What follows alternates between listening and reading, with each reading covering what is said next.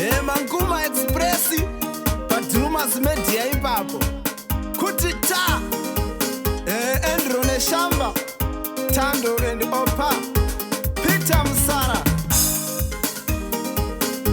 Francis Amandishe Fletcher the Arrow Maker.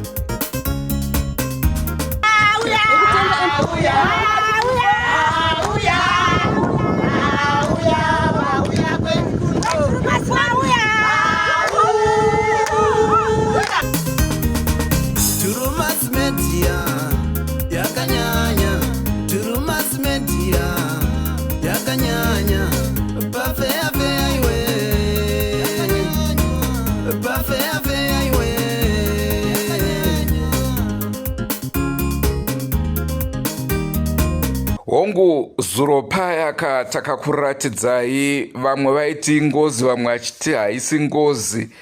Maonero nemafungiro edu anosiyana ka ndosaka takawanda. Nhasi unoka tadzoka zvakare nechirongwa ichocho. Zuro paya vanhu vainyunyuta, vaigunun'una, vaikomplena kuti ko sei maita chirongwa chipfupi kudaro, nekuti tinoziva kuti zvinenge zvichinakidza, asi tikaita kaziendana kuenda vamwe vanopedzisira vokomplena futi vachiti dhata. Saka naizvozvoka tinozopedzisira takuisa nhau yedu muzvikamu. Naizvozvo tiri kukupai chikamu chepiri panguva ino, then tozokupai chikamu chekupedzesera. Rangu zita ndinonzi Andrew Neshamba. Senguva dzeseka muri yeZimbabwe tinokurudzirai kusubscribe kuDrumas Media. Drumas Media, taking you to another level. Nhasi unoka paya takangokupai ngozi ichitaura. Nhasi uno toda kuti tinzwe kune vagarisani, tinzwe kuti vanenge vachiti kudiniwo nenhau iyoyi, vari kuzvionawo sei. Drumas Media yakanyanya, Drumas Media yakanyanya, pavea iwe, pavea iwe.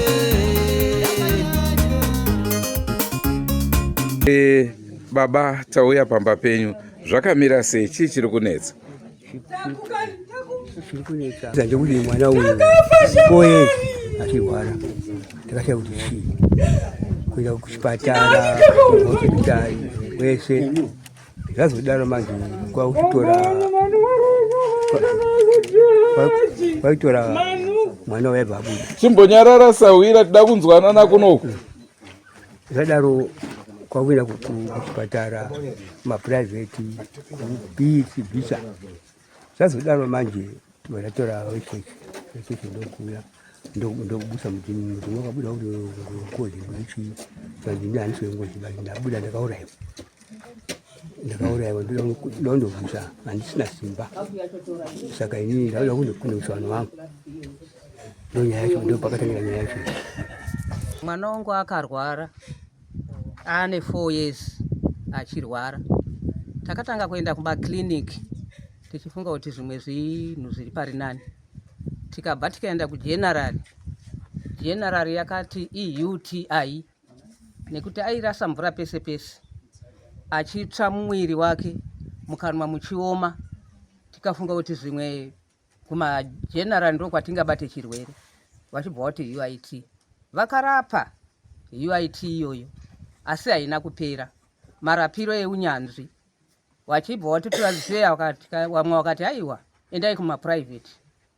Tikabva taenda kumaprivate. Kwarusape kuna private umwe anonzi Zengeni. Tikaenda akarapawo neunyanzvi hwake. Tikabva akati transfer, akati inini mishini handina, endai kwaMutare. Saka kwaMutare kwatakaenda, takaenda kune private anonzi Hutu. Akanga aine shamwari dzake 3, madhokita ake 3. Vaifonerana vachiti umwe achiti ita kudai, umwe achiti kudai, ita kudai. Umwe akati uya nescan. Scan ikauya, akakumurwa hembe dzese, akasikanwa kubva kune nzwara, kubva kune ropa. Akatorwa ropa, akatorwa weti iyoyo, akatorwa tsina yese yemukanwa neyepai yese yakatorwa. Patapuwa 3 days. Zvikanzi mwari zvawo chisachabuda. Ndo pachabuda chirwere chemwana wenyu. After 3 days vakabva vafona vakati taona chirwere chemwana wenyu ane bacteria mubladder, ane bacteria, asi chiuyai naye timupe mushonga yebacteria. Shuga haana, BP haana, chibereko chake chakanaka, saka taona bacteria. Saka takaenda kwa Mutare vakapa mishonga iyoyo yebacteria iyoyo neunyanzvi hwavo. Musi watazodzokera kechipiri vakabva vati mukaona mishonga iyi yaramba iyi, inini ndageza maoko. Asiwo hakata dzangu dziri kunditaurira kuti mishonga iyi ndo inoponesa bacteria iyi, ndo inouraya. Takauya kuno mwana akamwa mishonga saizvozvo, asi hapana chakachinja, hapana chakachinja. Masure mazuva vakataura madhokta, takafona kuti dhokta hapana chiri kuchinja. Dhokta akatotaura akati kana pasina chiri kuchinja wabereki, kana paine mapiritsi anga asara nawo chiregerai, uchimouya tokutransfer kuenda kumaspecialist.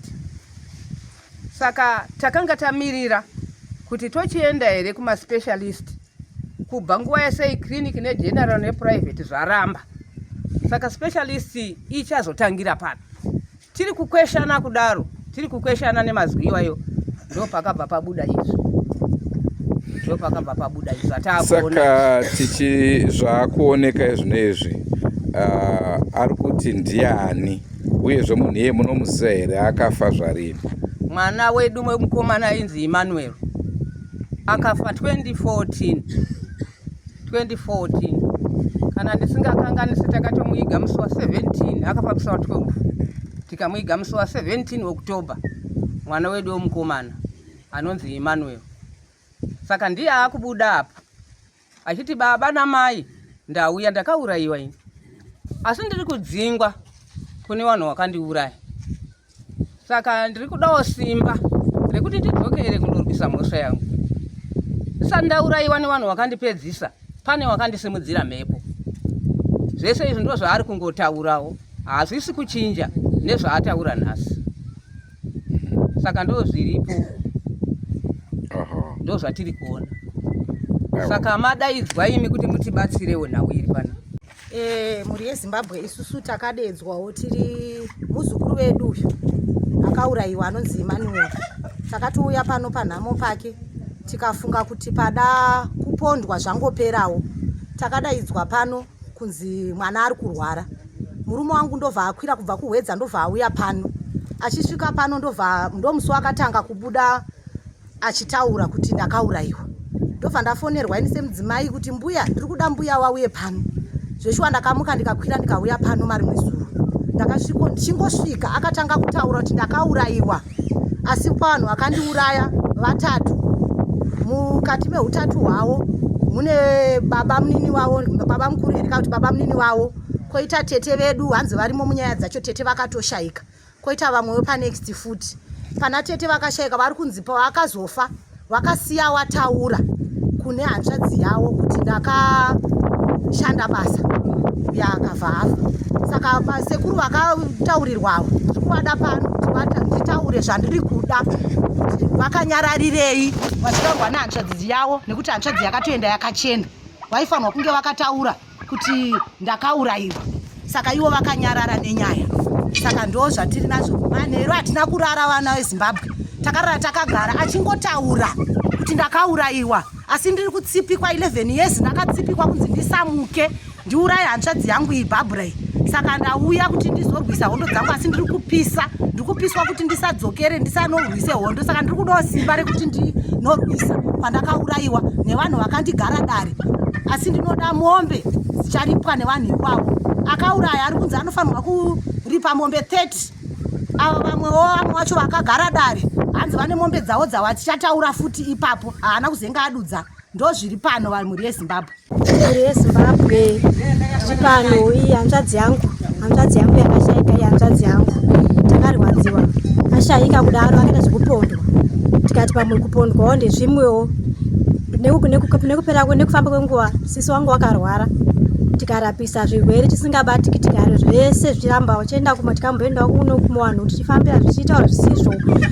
svika zvazobuda wazotanga last week musemande tobva tazofonerwa kunzi sisi wangu wadi warwara kwaya pastor wekuchechi kwedu akabva wanamatira ndopakatanga kubuda mamepe ayo azobuda akubva azotaura manje kuti ndakaurayiwa ndiri kurwadziwa ndiri kundibatsireiwo mukandinonokera ndiri kutomonya munhu ndibatsireiwo hama dzangu muripiko mukundinonokera ndobva watanga kutaura kuti ndakaurayiwa nabamunini wangu natete wedu maiguru wedu pamusi ndimai wedu isusu wakashaya saka tikurwadziwa kuti wari kuti ndila simba ndipewo simba ndoda ndiri kudzingwa ndakawadzinga apa ndikawanoke ndiri kunoka ndainoka madho ndikawadzinga saka ndodawo simba rekuti ndiwadzokere zvinangu ndisunungurewo sisi wangu awo watambudzika 4 years wachitambudzika saka ndozvatiri kuchema kuti dai wasunungurwa sisi wedu tatambudzika tichitiya pachirwere chisicho asi nyaya yanga iripo kuseri kwa kune nyaya yanga iriko kudhara kana tinongotenda nekuya kwamaita mutibatsiro kuti musunungure sisi wedu mupe simba aende kune kwaponda kubhazi kwazupwa iko kwapone zvese zvakadi mombe dziri kudiwa zobviswa zvoita zvakanaka sisi wangu osunungurwa ndokutenda wangu. Asi musati mabva imimi sekufunga kwenyu muri wenyama hamuprofiti munofungidzira kuti ichokwadi here zviri kuitika izvo? Tinoti ichokwadi.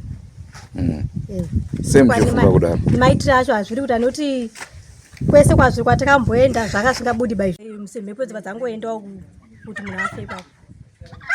Alright, maita basa. Alright, ini ndine murume waBarbara.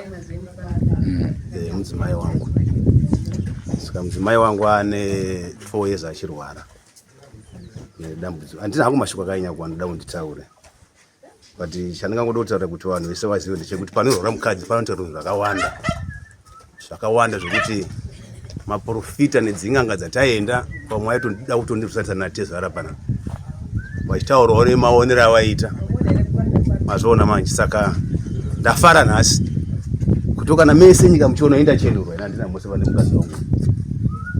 Zvese zvamene zvaitaurika zvaizvi zvaitaurika ndo zvinoita vanhu ndo zvinoita pane urwere. Saka ine handina kana dambudziko nemudzimai wangu. Dai ndenge ndichimukanganisira kuti penzi vanomutadzira naigona wanga ataura but pane nyaya yakataura. Ndinorwadziwa 4 years umwe wako achirwara. Unobikira vana totadza kuenda kuti mapisi job mabasa. Saka ndakamurinda mudzimai wangu. Tine vana vadiki chaizvo. Grade 7, grade 5, grade 1. Saka kana arwara hazogondikana kudii anobva atorwara kurwara ndaiswa ndakamurinda. Ndoda kutendawo mai nababa vakazonditora mudzimai. Ndaigara naye inini ndofika panapa akwanisa kunge weekend afa auya pana nguva yese ndaigara naye mudzimai ndo zvaita ndite murombo muchona ndichipfeka marekenya so handina ndo ndakagarawo ndichichengetawo mwangu kubasa chaiko handiendi mwangu achirwara. Vakanditadzira fani vari kutumidzira mhepo idzi pane mudzimai wangu. Zvino zvinorwadza izvozvo. Vari kutumidzira mhepo idzi vanhu vatadza stereko vanditadzira inini pasine kudenga. Saka ndotenda hangu imauya kudii mauya makwanisa kubatsirawo mudzimai yangu aita zviri nani. Taenda tichekete mhuri tiri pamwe chete. Nekuti vana ndiri ndega anovanonetsa. Zvakafanira kuti jongwe rikatseketsa nejongwe, tseketsa ikanzi haramu. Kutorwa tseketsa ikafa. Jongwe rikakwanisa kuti tiratwa wakadai. Haigoni. Asi ndatry for 4 years. 4 years. Ndichitry by all means kuti mudzimai yangu. Saka ndafara uno ndaizvabatwa. Nditwa Bishop Machando. Ndiri kutorwadziwa mwoyo wangu nekufa kwakaita mufana wangu mano. Ndakatofonerwa ndiri kure zvikuru sei kumazowe. Kwakutouyawo kuti ndiri kuenda kundochemawo munin'ina wangu. Ndogara hangu pamusoro padzimba dziri apa. Saka nhasi uno ndiri kutoshamisikawo nekuda kwekuti kutaura badzi kwandakaita kuti munhu ona wakupfuurirawo kupinda mumunda mangu. Kwautonzi mhepo. Handizivi kwamuriwo imimi munofamba muchifamba munyika muchidai nekudai. Hamunawo here vamunofamba nawo. Wanoona kana sevanhu vemuzi munobvumirwa kufamba kana nen'anga hamuno here n'anga dzacho zvingocheka pachena. Ina handina kana chandakabata kana wani maoko mangu aya. Asi kurambidza munhu badzi kuti usapinde mumunda mangu handioni kuri kwekunzi kuuraya. Ndikutonzwa mwoyo wangu usununguka kuti kana achitokwanisa imimi tobatsiraiwo chaizvo kuti arwise kuvanhu vakaita zvinhu izvozvo nekuti mutemo waMwari Bhaibheri hakuna mutemo unobvumidza kuti munhu auraye umwe munhu. Mwari ndiye anouraya ega nekurwara. Saka munhu anongobatwa nezvaakabata. Ndotenda zvangu. Hongoka muri Zimbabwe ndo chirongwa chatanga tinacho muzuva ranhasi zviri kuitika kakwarusape kwa Chief Chiduku. Naizvozvo manzwa zvese zvataurwa nevakasiyana siyana zvikamu zvichatevera zvinenge zvichizotora nzvimbo aiwa tinokupai sezvazviri. Rangu zita ndinonzi Andrew Neshamba. Ngasanganeka mune zvimwe zvirongwa zvacharamba chikupai, asi musakanganwe kusubscribe kuDrumas Media. Drumas Media, taking you to another level.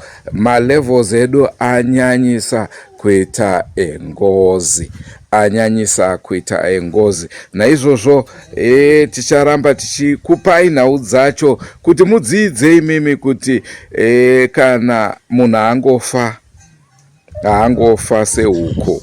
Ndofunga munotondera taenda kwamutoko, munhu atakatuma achinorohwa, achinobvarurwa hembe nenhau yengozi imwe cheteyo. Nhasi tiri kwarusape ngozi.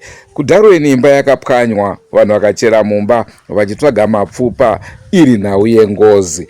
Munotondera zvakare tiri kwaGutu, ndofunga takakupai zvakare nhau yengozi. Nhasi tadzoka kuya kwaTensen, nhau ngoma ndiyo ndengozi. Ngasanganei mune zvimwe zvirongwa zvacharamba chikupai. Goodbye my friends, goodbye my friends, wakamboonana tichazoonana nerimwe zuva hama dzangu. Goodbye my friends, goodbye my friends, wakamboonana tichazoonana nerimwe zuva hama dzangu. Ini ndokuenda kubasa kwangu,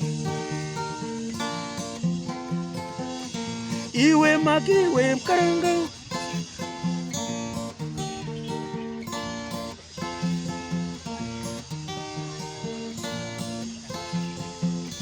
iwe makiwe mkaranga, iwe makiwe mkaranga.